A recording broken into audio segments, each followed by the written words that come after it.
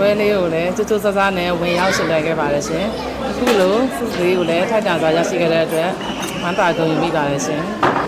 performance အနေနဲ့ကတော့ဗမော်မျိုးကိုစားပြုဖြစ်တဲ့အတွက်ကချင်ပြည်နယ်ကိုစားပြုတဲ့ဝတ်စုံလေးနဲ့ဝင်ရောက်ရှင်လည်ခဲ့ပါတယ်ရှင်ချပြလို့ရမယ့်အရာမှန်သမျှလေးကိုတော့ချပြပြီးတော့စူးစမ်းကြပါတယ်ရှင်အပေးကြတဲ့ပြည်သက်တွေအားလုံးကိုလည်းကျေးဇူးတင်ရှိပါတယ်ရှင်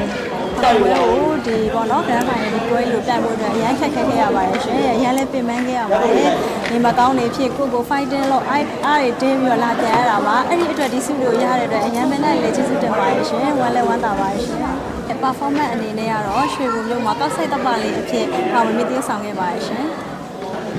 ကဲရှေ့ဆက်ပြီးတော့ပေါ့နော်ဒီ international လာမယ်ဒီရသွားတဲ့ဒီပေါ့နော်ဒီစုလေးနဲ့အတူ